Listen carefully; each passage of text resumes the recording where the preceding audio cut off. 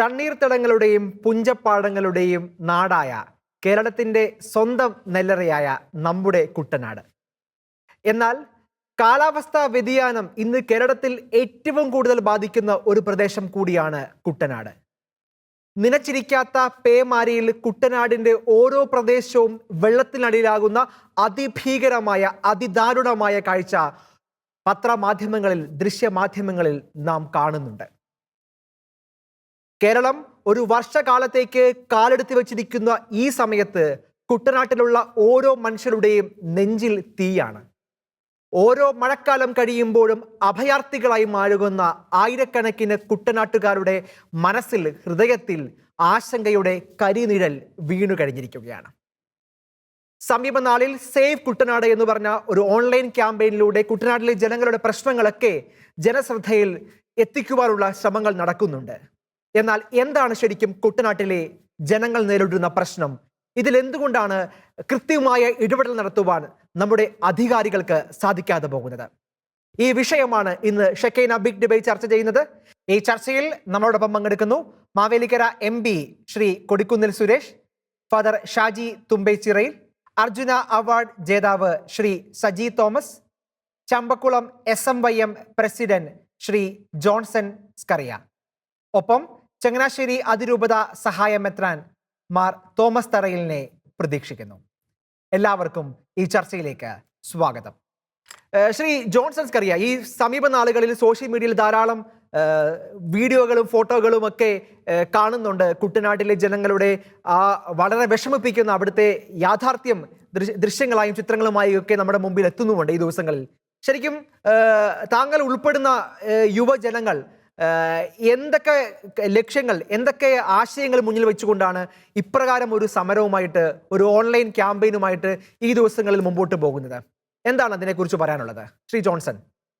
എനിക്ക് പറയാനുള്ളത്, ഞാൻ ഇപ്പോൾ നിങ്ങളുടെ മുമ്പിൽ വന്നു നിൽക്കുന്നത് സേവ് കുട്ടനാടിന്റെ ഒരു പ്രതിനിധിയായിട്ടാണ്. ഒത്തിരി പേരടങ്ങുന്ന ഒരു കൂട്ടായ്മയാണ്, കുട്ടനാട് മുഴുവൻ അടങ്ങുന്ന ഒരു വലിയ കൂട്ടായ്മയാണ് ഈ സേവ് കുട്ടനാട് എന്ന് പറയുന്നത്. ഇപ്പം കുട്ടനാട് നേരിടുന്ന ഏറ്റവും വലിയ വെല്ലുവിളി എന്ന് പറയുന്നത് 2018 പോലൊരു പ്രളയം ഇനി കുട്ടനാടിനെ നേരിടാൻ ഉള്ള കെൽപ്പില്ല എന്നുള്ളതാണ്. അതിനുള്ള ശക്തി ഇന്ന് കുട്ടനാടിനില്ല. കാരണം കുട്ടനാടിന്റെ തോടുകളിലും ആറുകളിലുമൊക്കെ എക്കൽ മണ്ണ് അടിഞ്ഞുകൂടി അത് വെള്ളത്തിന്റെ ഒഴുക്ക് നഷ്ടപ്പെട്ടു പോയ ഒരവസ്ഥയിലൂടെയാണ് കടന്നു പോകുന്നത്. അപ്പം കുട്ടനാടിൽ ഒരു മഴ പെയ്താൽ പെട്ടെന്ന് വെള്ളം പൊങ്ങി വരുന്നതും വീടുകളിലേക്കൊക്കെ വെള്ളം പെട്ടെന്ന് ഉയർന്നു വരുന്ന കാഴ്ചയാണ് ഇപ്പൊ കണ്ടുകൊണ്ടിരിക്കുന്നത്. വർഷാവർഷങ്ങളായിട്ട് ഒത്തിരി നടപടികൾ ഉണ്ടാവുമെന്ന് ഗവൺമെന്റും അതുപോലുള്ള അധികാര തലത്തിൽ നിന്നൊക്കെ നമുക്ക് വാക്ക് തരുന്നുണ്ടെങ്കിലും അതെല്ലാം ഒരു പാഴ്വാക്കായിട്ട് ഒരു പേപ്പറിൽ ഒതുങ്ങുന്ന കാര്യമായിട്ടൊക്കെ മാറുകയാണ്. അപ്പം അതിനൊക്കെ ഒരു ശാശ്വത പരിഹാരം വേണം. ഈ സേവ് കുട്ടനാടെന്ന് പറയുന്നത് ഇന്നും ഇന്നലെയും തുടങ്ങിയ ഒരു കാര്യമല്ല. അത് പക്ഷെ ഇന്നാണ് അതിന്റെ ശബ്ദം ഉയർന്നു വന്നത് എന്നുള്ളതാണ് സത്യം. കാരണം ഇത് കുട്ടനാട്ടുകാര് പൊറുതിമുട്ടിയിട്ട് ഇറങ്ങിത്തിരിച്ച ഒരു വലിയ ഒരു കൂട്ടായ്മയാണ് സേവ് കുട്ടനാട്.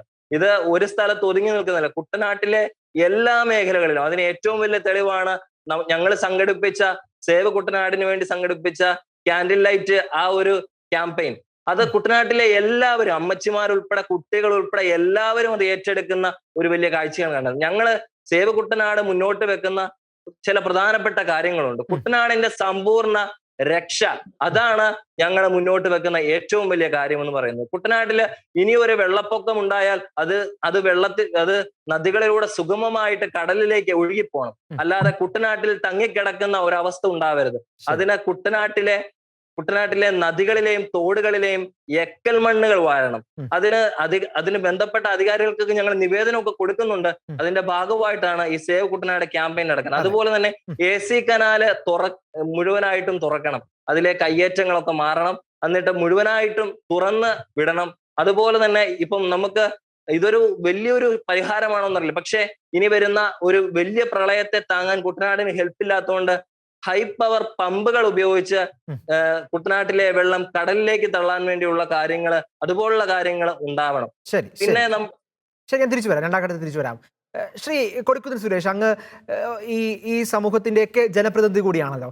ശരിക്കും നിഷ്പക്ഷമായി നമ്മൾ ചിന്തിക്കുമ്പോൾ എന്തുകൊണ്ടായിരിക്കും ഈ കുട്ടനാട്ടിലെ ജനങ്ങൾക്ക് ഇപ്പോഴും ഇത്തരത്തിലുള്ള വളരെ ന്യായമായ ആവശ്യങ്ങളുമായി ഇങ്ങനെ ഇപ്പോഴും ക്യാമ്പയിൻ നടക്കേണ്ട ഒരു അങ്ങനെ ആവശ്യം അവർക്ക് എന്തുകൊണ്ടായിരിക്കും ഉണ്ടാകാൻ സാധ്യതയുള്ളൂ? കാരണം ഈ ഭരണ സംവിധാനങ്ങൾ, അധികാരികളൊക്കെ ഈ വിഷയത്തിൽ വേണ്ടത്ര ഗൗരവം കാണിക്കുന്നില്ല എന്നതാണോ അതിന്റെ സൂചന? ശരിക്കും അങ്ങനെ ജനപ്രതിനിധി നിലയിൽ ഈ വിഷയങ്ങൾക്കൊക്കെ എന്ത് പ്രതിവിധിയാണ് ശരിക്കും സർക്കാർ തലത്തിൽ കൈക്കൊള്ളാനുള്ളത്?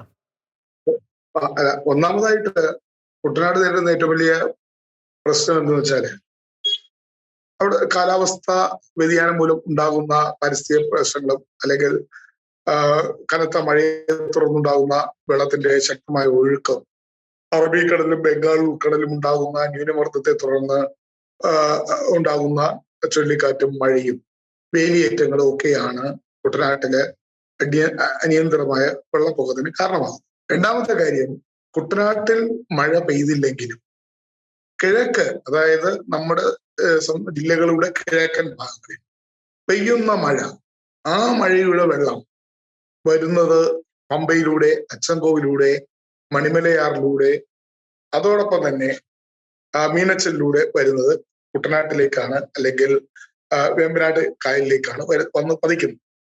അപ്പോ കുട്ടനാട്ടിൽ മഴ പെയ്തില്ലെങ്കിലും മറ്റു സ്ഥലങ്ങളിൽ മഴ പെയ്താൽ അതിന്റെ ദുരന്തം ഉണ്ടാകുന്നതും അവിടെ നിന്ന് വരുന്ന ഒഴുകി വരുന്ന വെള്ളവും കുട്ടനാട്ടിലേക്കാണ്. അപ്പോ ഇതാണ് നമ്മൾ കാണേണ്ടത്. ഒന്ന്, മറ്റു സ്ഥലങ്ങളിൽ പെയ്യുന്ന മഴയുടെ വെള്ളം കുട്ടനാട്ടിലേക്ക് വരുന്നു. രണ്ട്, നമ്മുടെ കാലവർഷം തുടർച്ചയായി ഒരാഴ്ച രണ്ടാഴ്ച മഴ പെയ്യുമ്പോൾ ഉണ്ടാകുന്ന വെള്ളത്തിന്റെ വരവ്, പിന്നെ അവിടെ കുട്ടനാട്ടിൽ പെയ്യുന്ന പെയ്ത്ത് വെള്ളം, വേലിയേറ്റം മൂലം ഉണ്ടാകുന്ന വെള്ളത്തിന്റെ കയറ്റം, പിന്നെ നമ്മുടെ ഇപ്പോൾ കാലാവസ്ഥ വ്യതിയാനത്തിന്റെ ഭാഗമായി സുനാമി നേരത്തെ വന്നു. അതിനുശേഷം നമുക്ക് അടുത്ത കാലത്ത് നമ്മൾ നേരിട്ട ടൗട്ടയും അതുപോലെ തന്നെ യാസും നമ്മുടെ അതിന്റെ ഒരു ചലനങ്ങള് കുട്ടനാട്ടിലും ഉണ്ടായി എന്നുള്ളത് നമ്മൾ കാണും. അതെ. അപ്പൊ നമ്മളെ സംബന്ധിച്ചിടത്തോളം നമ്മൾ സാധാരണ എപ്പോഴാണ് കുട്ടനാട്ടിലെ ഈ കാലാവസ്ഥ, നമ്മൾ ഈ കുട്ടനാട്ടിലെ വെള്ളത്തെക്കുറിച്ചും വെള്ളത്തിന്റെ വരവിനെ കുറിച്ചും അല്ലെങ്കിൽ വെള്ളപ്പൊക്കത്തെ കുറിച്ച് ചിന്തിക്കുന്നത് എപ്പോഴാണ്? ജൂൺ മാസത്തിലാണ്. മെയ് അവസാനം ജൂൺ മാസത്തിൽ ഉണ്ടാകുന്ന കാലവർഷം ആണ് നമ്മൾ ചിന്തി. അപ്പോഴാണ് നമ്മൾ യോഗം കൂടുന്നതും മീറ്റിംഗ് കൂടുന്നതും മഴ പെയ്താൽ, വെള്ളം വന്നാൽ എങ്ങനെ നമുക്ക് അതിനെ നേരിടണം എന്നതിനെ സംബന്ധിച്ച് പഞ്ചായത്തുകളും ജില്ലാ ഭരണകൂടവും അതുപോലെ വകുപ്പുകളും ജലസേചന വകുപ്പും തദ്ദേശ സ്വയംഭരണ ഒക്കെ അപ്പോഴാണ് ആലോചിക്കുന്നത്. അപ്പൊ നമ്മള് ഈ മഴ വന്നിട്ട് അല്ലെങ്കിൽ മഴ പെയ്തു തുടങ്ങിയിട്ട് അല്ലെങ്കിൽ മഴക്കാലമായിട്ട് നമുക്ക് ഇതിനെക്കുറിച്ച് ആലോചിക്കാം, അല്ലെങ്കിൽ ഇതിനെക്കുറിച്ച് ഒരു തീരുമാനമെടുക്കാം, ഇതിന്റെ നടപടികൾ എടുക്കാമെന്നുള്ള ഒരു കാഴ്ചപ്പാടാണ് കഴിഞ്ഞ കുറെ കാലമായി നടന്നുകൊണ്ടിരിക്കുന്നത്. അതിന് മാറ്റം വരേണ്ട സമയം സമാഗതമായിരിക്കുകയാണ്. കാരണം എപ്പോഴാണ് മഴ പെയ്യുന്നത്, ഏത് സമയത്താണ് നമ്മുടെ സമുദ്രങ്ങളിൽ അറബിക്കടലിലും ബംഗാൾ കടലിലും വ്യതിയാനങ്ങളും കാലാവസ്ഥ വ്യതിയാനം ഉണ്ടായി വെള്ളം അവിടെ അതിന്റെ ഒരു ഇത് നമുക്ക് അനുഭവപ്പെടേണ്ടി വരുന്നത്, വേലിയേറ്റം ഉണ്ടാകുന്ന എപ്പോഴാണെന്ന് പറയാൻ കഴിയില്ല. അപ്പൊ ഞാൻ നിർദ്ദേശിക്കുന്ന എന്റെ ഒരു അഭിപ്രായം എന്താണ്? എന്റെ അഭിപ്രായം, കുട്ടനാടിനെ സംബന്ധിച്ച് നമുക്കൊരു കലണ്ടർ ഉണ്ടാകണം. കാലാവസ്ഥ മാറ്റങ്ങൾക്കനുസരിച്ച് അതിനുള്ള ഒരു കലണ്ടർ, ഒരു ക്ലൈമറ്റ് കലണ്ടർ നമുക്കുണ്ടാകണം. ആ കലണ്ടർ അനുസരിച്ച് മഴ പെയ്യുന്ന വർഷം മാസങ്ങൾ ഏതാണ്, അല്ലെങ്കിൽ തുലാമാവർഷം, കാലവർഷം, ഇതൊക്കെ ഉണ്ടല്ലോ. അങ്ങനെ ഉണ്ടാകുന്ന ഒരു കലണ്ടർ നമുക്ക് ഉണ്ടാകും. ഞാൻ ഒരു നിമിഷം നമുക്ക് തീർച്ചയായിട്ടും പരിഹാരം രണ്ടാം ഘട്ടത്തിൽ നമുക്ക് അതിനെക്കുറിച്ച് കാര്യമായ ചർച്ചകൾ നടത്തേണ്ടതുള്ളത് കൊണ്ട് ഇടപെടുകയാണ്. ശരിക്കും അങ്ങ് ഉൾപ്പെടുന്ന ജനപ്രതിനിധികളൊക്കെ വർഷങ്ങളായിട്ട് ഈ ജനങ്ങൾക്കൊപ്പം നിൽക്കുന്ന ഒരു വ്യക്തി കൂടിയാണല്ലോ. ശരിക്കും ഈ വിഷയത്തിലൊക്കെ രാഷ്ട്രീയ നേതൃത്വത്തിന്റെ ഭാഗത്തു നിന്ന്, സർക്കാർ സംവിധാനങ്ങളുടെ ഭാഗത്തു നിന്നൊക്കെ ഒരു വേണ്ടത്ര ഗൗരവം അല്ലെങ്കിൽ ഒരു ആർജവം, അതിൻ്റെ ഒരു കുറവ് തോന്നിയിട്ടില്ലേ ശ്രീ കൊടിക്കുന്നിൽ സുരേഷ്?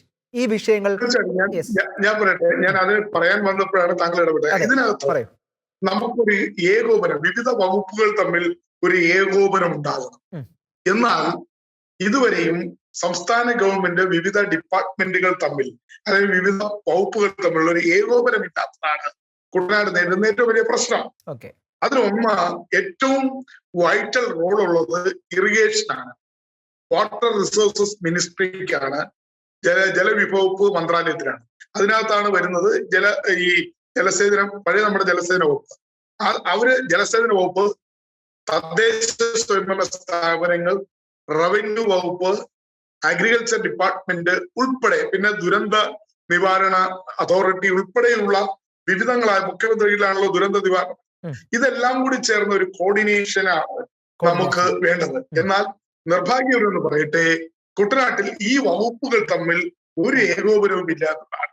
ഇറിഗേഷന്റെ വഴിക്ക് പോകുന്നു, അഗ്രികൾച്ചർ വഴിക്ക് പോകുന്നു, വാട്ടർ ട്രാൻസ്പോർട്ട് അവരുടെ വഴിക്ക് പോകുന്നു, പഞ്ചായത്തിന് വഴിക്ക് പോകുന്നു എന്നല്ലാതെ ഇത് തമ്മിൽ ഏകോപിപ്പിച്ചുകൊണ്ട് നമ്മുടെ ഈ ദുരന്തം, അല്ലെങ്കിൽ ഈ മഴയും വെള്ളപ്പൊക്കവും മൂലമുണ്ടാകുന്ന ദുരന്തങ്ങൾ ഒഴിവാക്കാനുള്ള ഒരു നടപടിയും സംസ്ഥാന തലത്തിലോ ജില്ലാ തലത്തിലോ ഉണ്ടാകുന്നില്ല എന്നുള്ളതാണ് കുട്ടനാട്ടിൽ നാം നേരിടുന്ന ഏറ്റവും വലിയ പ്രശ്നം. ഞാൻ തിരിച്ചു വരാം.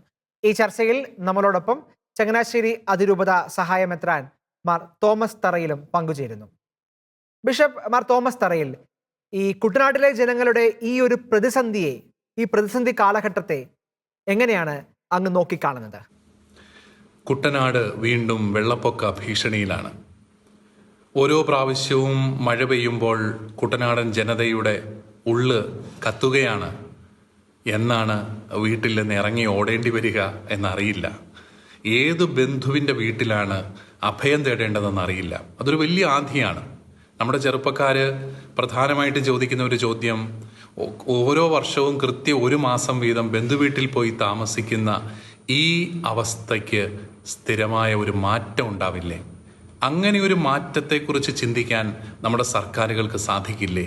തീർച്ചയായിട്ടും സാധിക്കേണ്ടതാണ്. പക്ഷേ നമ്മൾ പലപ്പോഴും തൊലിപ്പുറത്തുള്ള ചില ചികിത്സകൾ നടത്തി അങ്ങ് മാറ്റുകയാണ്. ഉദാഹരണമായി കുട്ടനാട്ടിലെ തോടുകളുടെ ആഴം വർദ്ധിപ്പിക്കേണ്ട കാലം കഴിഞ്ഞു. കാരണം കഴിഞ്ഞ പ്രളയം, അടുപ്പിച്ചുള്ള 2-3 പ്രളയത്തിൽ അവിടുത്തെ തോടുകളിൽ വന്നടിഞ്ഞിരിക്കുന്ന മണ്ണ് മാറ്റുക എന്നുള്ളത് വളരെ പ്രധാനപ്പെട്ട ഒരു കാര്യമാണ്. അത് ചെയ്യാതിരിക്കുന്നിടത്തോളം വെള്ളം അവിടെ ഉൾക്കൊള്ളുന്നില്ല. വെള്ളം കരയിലേക്ക് വരികയാണ്, വീടുകളിലേക്ക് കയറുകയാണ്. ആ രീതിയിലുള്ള മാറ്റങ്ങൾക്ക് പലപ്പോഴും നമുക്ക് സാധിക്കുന്നില്ല. നമ്മൾ ആലപ്പുഴ ചങ്ങനാശ്ശേരി എലവേറ്റഡ് ഹൈവേ 600 കോടി രൂപ മുടക്കി പണിയുന്നു. ഈ 500 കോടി രൂപയോ 400 കോടി രൂപയോ ഉണ്ടെങ്കിൽ എന്തെല്ലാം കാര്യങ്ങൾ വേറെ കുട്ടനാട്ടിൽ ചെയ്യാനായിട്ട് സാധിക്കും. കുട്ടനാടൻ ജനതയുടെ സാധാരണപ്പെട്ട ഒരു ആവാസത്തെ സഹായിക്കാനായിട്ട് സാധിക്കും. അതിലേക്ക് വരുന്നില്ല. നമ്മൾ എത്ര നിവേദനങ്ങൾ എവിടെയെല്ലാം കൊടുക്കുന്നു. പക്ഷേ എല്ലാം പരിഗണിക്കാമെന്ന് പറയുന്നതല്ലാതെ എന്തിന് ചങ്ങനാശ്ശേരി ആലപ്പുഴ കനാല് തുറന്നു കൊടുക്കാം, ഉടനെ അതിന് ഓർഡർ ഉണ്ടാവുമെന്ന് പറഞ്ഞിട്ട് പോലും ഒന്നും സാധിക്കാത്ത അവസ്ഥകളിൽ നമ്മുടെ ജനം ക്ലേശിക്കുന്നുണ്ട്. അപ്പോൾ വെള്ളപ്പൊക്കത്തെ ഒഴിവാക്കാനാവുന്ന ഒത്തിരി കാര്യങ്ങളുണ്ട്. നമുക്ക് 1-2 ചാലുകളല്ല കുട്ടനാടിന് കടലുമായിട്ടുള്ളത്. ഏതാണ്ട് 20ഓളം ചാലുകളുണ്ട്. അതിൻ്റെയൊക്കെ ക്രമീകരണം ശരിയാക്കിയാൽ ഒത്തിരി വ്യത്യാസം ഉണ്ടാവുന്നതാണ്. അതോടൊപ്പം കുട്ടനാട്ടിലെ ഭവന നിർമ്മാണത്തിന് വേണ്ടി പ്രത്യേകമായ ഒരു പാക്കേജ് തന്നെ ഗവൺമെൻറ് മുൻകൈ എടുത്ത് ഉണ്ടാക്കണം. അവിടെ കുറച്ച് എലവേറ്റഡ് ഹൗസിങ്, അതിന് പ്രത്യേകമായ ഒരു സാമ്പത്തിക സഹായമൊക്കെ കൊടുത്ത് സഹായിക്കാനായിട്ട് വരണം. 75,000ഓളം കുടുംബങ്ങളാണ് കുട്ടനാട്ടിൽ ജീവിക്കുന്നത് എന്ന് നമ്മൾ തിരിച്ചറിയണം. അവരുടെ ഒരു വലിയ വേദന, അതിനെ നമുക്ക് കണ്ടില്ലെന്ന് നടിക്കാനായിട്ടാവില്ല. അതുകൊണ്ട് കുട്ടനാടിന് ആവശ്യം ദുരിതാശ്വാസ പ്രവർത്തനങ്ങളെക്കാളും ദുരിതത്തെ ഒഴിവാക്കാനുള്ള പ്രവർത്തനങ്ങളാണ്. അതിന് ദീർഘകാലാടിസ്ഥാനത്തിലുള്ള പ്ലാനിങ് വേണം, പദ്ധതികൾ വേണം, നടപ്പിലാക്കാനുള്ള ഇച്ഛാശക്തി വേണം. ജനങ്ങളെ കൂടെ വിശ്വസിച്ച് അവരെ കൂടെ ഇതിൻ്റെ പങ്കാളികളാക്കാനായിട്ട് സാധിക്കണം.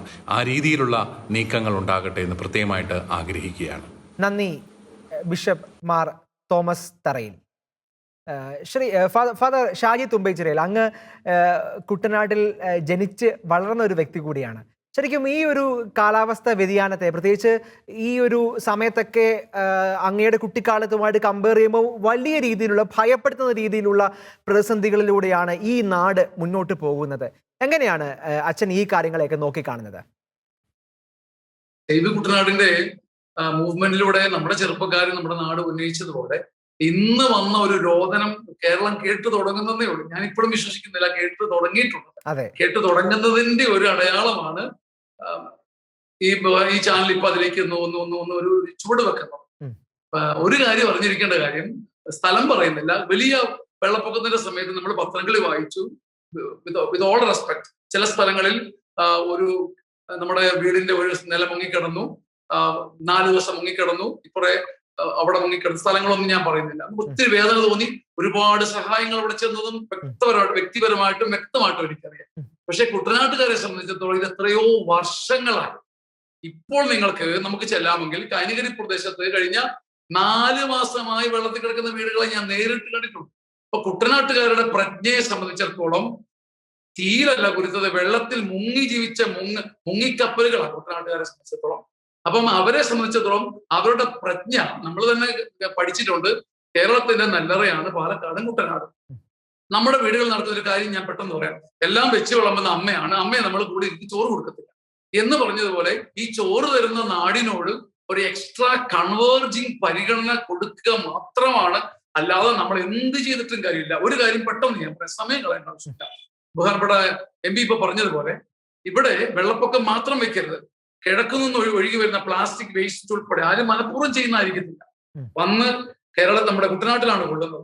കുട്ടനാട്ടുകാർ നമുക്ക് കേരളത്തിന് ചോറ് തരാൻ വേണ്ടി കൃഷി ചെയ്യുമ്പോൾ വിഷം മുഴുവൻ ആ വെള്ളത്തിലോട്ട് വന്നിട്ട് കേരളത്തിന്റെ പുതിയ സ്റ്റാറ്റിസ്റ്റിക്സ് അനുസരിച്ച് കുട്ടനാട്ടിൽ ക്യാൻസർ കൂടുകയാണ്. ഈ പാവപ്പെട്ട മനുഷ്യർ അധ്വാനിച്ച് തീരുമ്പം നമ്മൾ എന്ത് ചെയ്യണം? നമ്മുടെ അമ്മയോട് കാണിക്കുന്ന ഒരു പരിഗണന അനുസരിച്ച് കുട്ടനാടിന് എക്സ്ട്രാ പാക്കേജുകൾ കൊടുക്കുക. എല്ലാ ജനപ്രതിനിധികളും ശ്രദ്ധിക്കുക. അത് തന്നെ നമുക്ക് പോകാൻ വഴിയായിട്ടുള്ളൂ. ഇതാണ് ഇപ്പോഴത്തെ ചോദ്യത്തിൽ എനിക്ക് പറയാനുള്ള ഉത്തരം. ശരി, ശ്രദ്ധേയമാണ് അച്ഛൻ പറഞ്ഞ കാര്യം.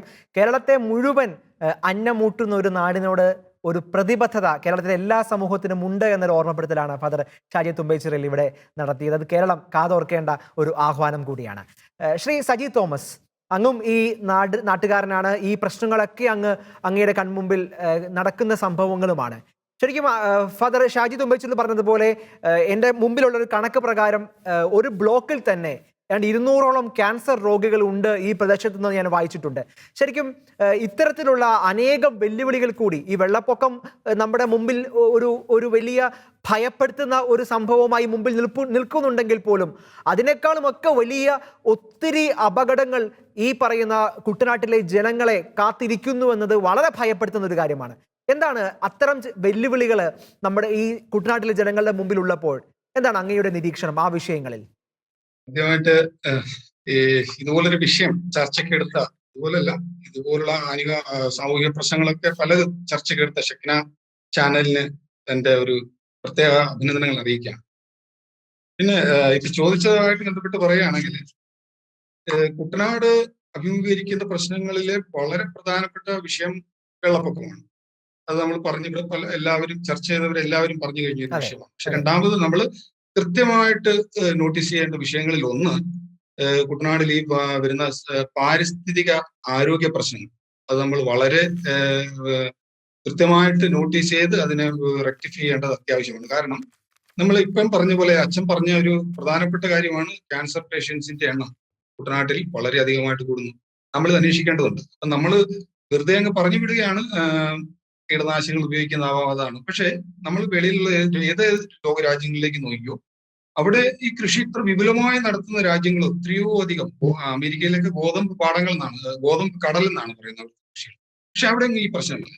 അപ്പൊ നമുക്ക് വേണ്ടത് ഒരു ഇതുണ്ടാക്കുക, അതായത് ഒരു ഗവൺമെന്റിന്റെ ഒരു അന്വേഷണമോ ഒരു ഏതെങ്കിലും രീതിയിലുള്ള ഒരു അന്വേഷണമോ ഒരു നിരീക്ഷണങ്ങൾ നടത്തിയതിനു ശേഷം ഏതൊക്കെ രീതിയിലുള്ള കീടനാശിനികളോ അല്ലെങ്കിൽ ഏതൊക്കെ ഉപയോഗിക്കാം അതിന്റെ ഒരു ലിസ്റ്റ് തയ്യാറാക്കുക. ഇത് ഇന്ന അളവ് ഉപയോഗിച്ചാൽ പാരിസ്ഥിതിക പ്രശ്നം ഉണ്ടാവില്ല, അല്ലെങ്കിൽ ആരോഗ്യ പ്രശ്നം ഉണ്ടാവില്ല, ഇത്ര അളവ് വരെ ഉപയോഗിക്കാം. ഒന്ന്. പിന്നെ രണ്ടാമത് അച്ഛൻ പറഞ്ഞ വളരെ പ്രധാനപ്പെട്ട ഒരു കാര്യം എന്ന് പറഞ്ഞാൽ കുട്ടനാട്ടിലേക്ക് വരുന്ന കേരളത്തിലെ 44 നദികളിൽ 4 പ്രധാനപ്പെട്ട നദികൾ കുട്ടനാട്ടിലേക്കാണ് ഒഴുകുന്നത്. ഈ പമ്പായും അച്ചൻകോവിലും മണിമലയാറും ഒക്കെ ഒഴുകി വന്ന് ആ വെള്ളം വന്ന് ചേരുന്ന സ്ഥലം കുട്ടനാടാണ്. അപ്പൊ നമുക്ക് ഇത് ഒഴുകുന്ന സ്ഥലം മുതൽ നമ്മൾ നോക്കണം. അവിടം തൊട്ടുള്ള മാലിന്യങ്ങൾ, അതായത് വീടുകളിലേക്ക് വരുന്ന മാലിന്യങ്ങൾ പലതും കിഴക്ക് നിന്നുള്ളത് മുതൽ ഈ മാലിന്യങ്ങൾ വന്ന് വീഴുന്നത് ഈ നദിയിലേക്കാണ്. അത് ഒഴുക്കിക്കൊണ്ട് വരികയാണ്.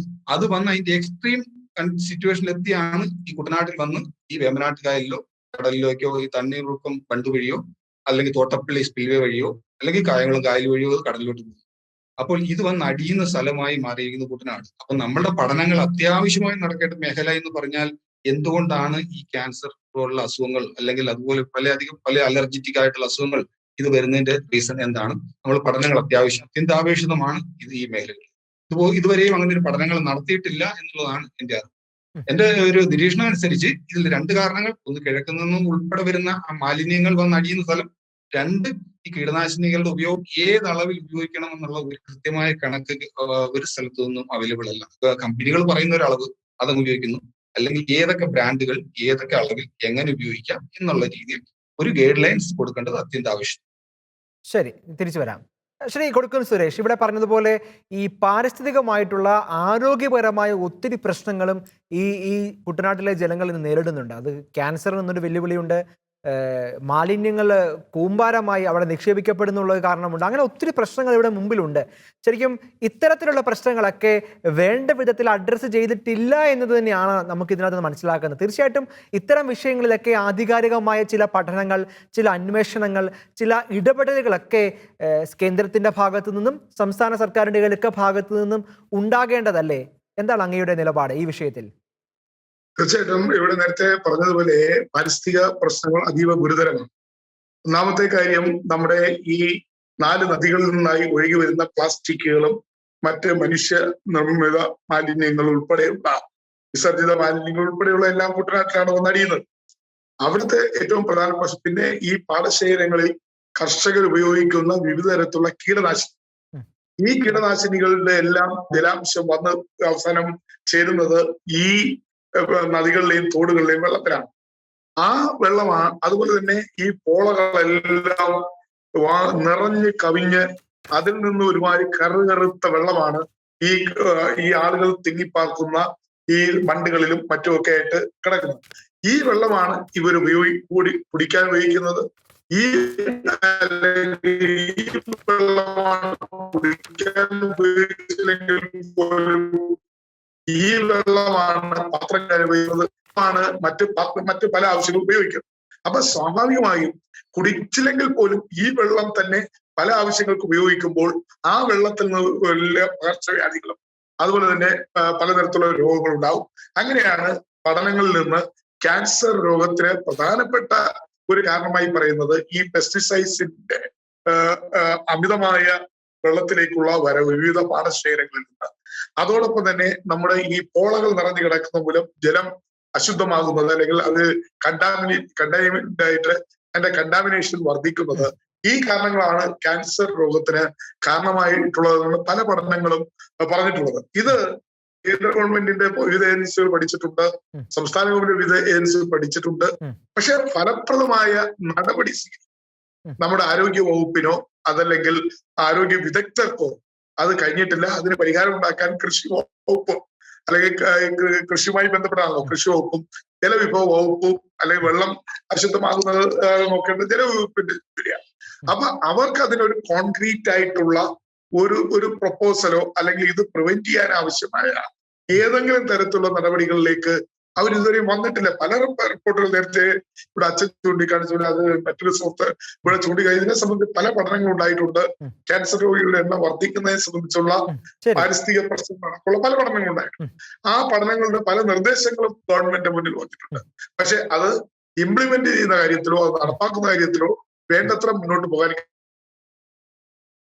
കഴിഞ്ഞിട്ടില്ല എന്നുള്ളതാണ് ഏറ്റവും വലിയ പ്രശ്നമായിട്ട്. ശരി, ഇവിടെ എം എസ് സ്വാമിനാഥൻ റിപ്പോർട്ടും ഒക്കെ നമ്മുടെ മുമ്പിലുണ്ട്. അതിലും വളരെ കൃത്യമായിട്ട് ഇത് പറയുന്നുണ്ട്. ശരിയാണ്, അംഗീകരിക്കുന്നു. പക്ഷേ ഇത്തരം കാര്യങ്ങൾ ഒരു ജനത്തെ മുഴുവൻ ഇത്തരം ഒരു വലിയ വെല്ലുവിളി അവരുടെ മുമ്പിൽ ഇങ്ങനെ നിൽക്കുമ്പോൾ അങ്ങ് ഉൾപ്പെടുന്ന ജനപ്രതിനിധികൾക്ക് ആ വിഷയങ്ങളിൽ ക്രിയാത്മകമായ എന്തെങ്കിലുമൊക്കെ ഇടപെടലുകൾ നടത്താനുള്ള സ്പേസ് ഇല്ലായിരുന്നോ? അല്ലെങ്കിൽ അത്തരത്തിലുള്ള എന്തെങ്കിലുമൊക്കെ നടപടികളുമായിട്ട് മുന്നോട്ട് പോയില്ലെങ്കിൽ നമ്മൾ ഈ കാസർഗോഡിലെ എൻഡോസൾഫാൻ ദുരിതത്തെക്കുറിച്ചുള്ള ചർച്ചകൾ നടത്തുമ്പോൾ അതിനേക്കാളും ഒക്കെ ഭയപ്പെടുത്തുന്ന രീതിയിലുള്ള ഒരു പ്രതിസന്ധി, മറ്റൊരു പ്രതിസന്ധി കൂടി ജനങ്ങളുടെ മുമ്പിലേക്ക് വരികയില്ല. അതിൽ ക്രിയാത്മകമായ ഇടപെടലുകൾ ഇനിയും അനിവാര്യമല്ലേ?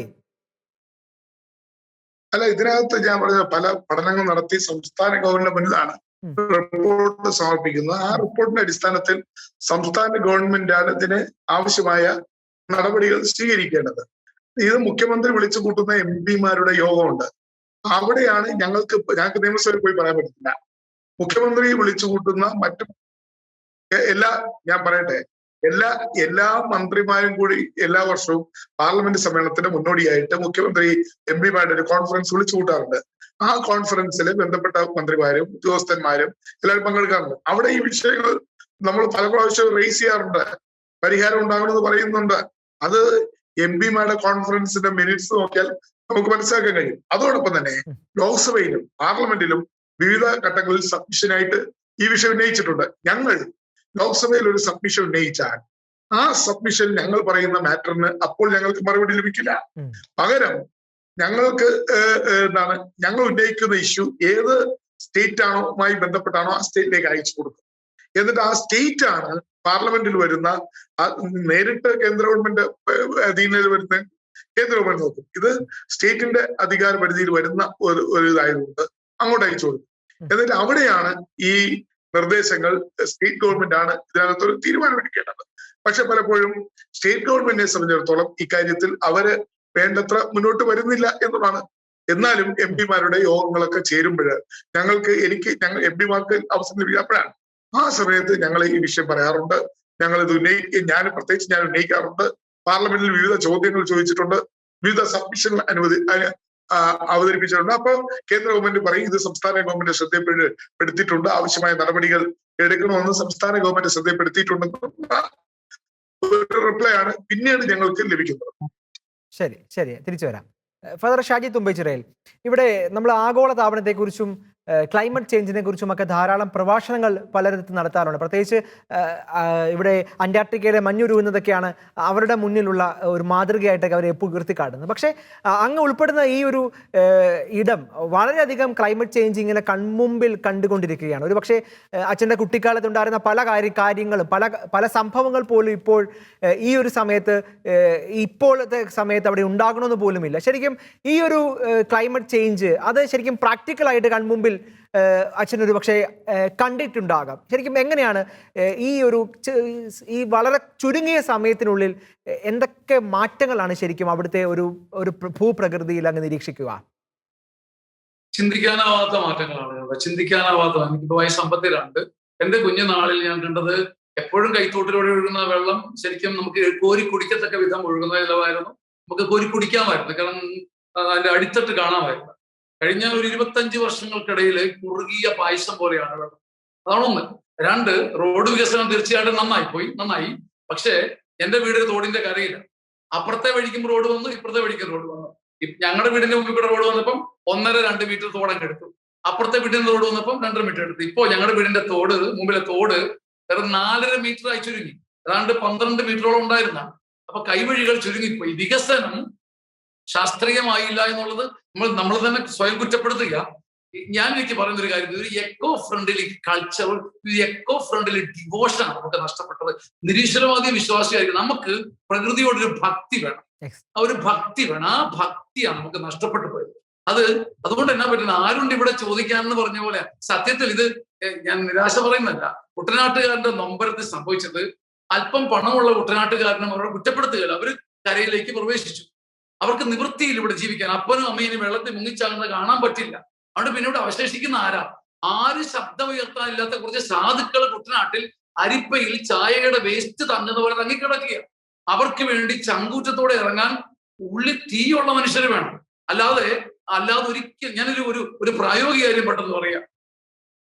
അന്റാർട്ടിക്കയിലെ മഞ്ഞുരുകുന്ന കാര്യം പറഞ്ഞല്ലോ. കാനഡ എന്താ എടുത്തത്? മഞ്ഞുരുകിയപ്പോ കാനഡ അതിനെ മുഴുവനായിട്ട് ഉപയോഗിച്ച് ഈ വർഷങ്ങളിൽ ആ ദുര്യോഗത്തെ അവർ പോസിറ്റീവാക്കി മാറ്റി. കാനഡ കൊണ്ട് ആ ദിവസങ്ങളിൽ നല്ലപോലെ കാര്യങ്ങൾ ചെയ്ത് കാനഡയിലും അതുപോലെ ഫ്രൂട്ട്ഫുൾ ആക്കി മാറ്റി. അപ്പൊ അവിടുത്തെ നെഗറ്റീവ് രാജ്യം മാറ്റിയെടുത്തു. നമ്മുടെ നാട്ടിലെ സംഭവം എന്നാ, 25 കഴിയുമ്പോൾ 15 വർഷത്തിനുള്ളിൽ കുട്ടനാടിനെ മുങ്ങിപ്പോകുന്നു കേൾക്കുന്നത്. അപ്പം 1ാമത് വെള്ളം, 2ാമത് വിഷം, 3ാമത് പ്ലാസ്റ്റിക്, 4ാമത് പായൽ, ഇപ്പൊ ഇതാ മുങ്ങിയും പോകാൻ പോകും. അപ്പൊ ചെയ്യാവുന്ന ചില പ്രാക്ടിക്കൽ കാര്യങ്ങൾ ചെയ്യുക. അപ്പൊ ഞാനൊരു കൊച്ചു കാര്യം പെട്ടെന്ന് പറയാം. ഞാൻ ഈര എന്നൊരു പ്രദേശത്തുണ്ടായിരുന്നു. അപ്പൊ ആ പ്രദേശത്ത് ഞങ്ങളുടെ പള്ളിയുടെ മുമ്പിൽ മറ്റൊരുത്തിലെടുക്കണ്ട, ഞങ്ങൾ ഇടവക്കാർ നമ്മൾ തന്നെ പൈസ കൊടുത്തിട്ട് എപ്പോഴും പോള വാരി മാറ്റും. നമുക്ക് വേണ്ടത് എന്നറിയോ, എന്റെ വീടിന്റെ മാത്രം വൃത്തിയായി കിടന്നാൽ പോരാ എന്ന വ്യക്തമായിട്ടൊരു നിർബന്ധം വേണം. ഞങ്ങളുടെ വീട്ടിൽ നിന്ന് കോഴി വേസ്റ്റ് അപ്പുറത്തോട്ട് ഇട്ടാൽ ഞങ്ങളുടെ വീട്ടിലില്ലല്ലോ എന്ന് ചിന്തിച്ചാൽ പോയി.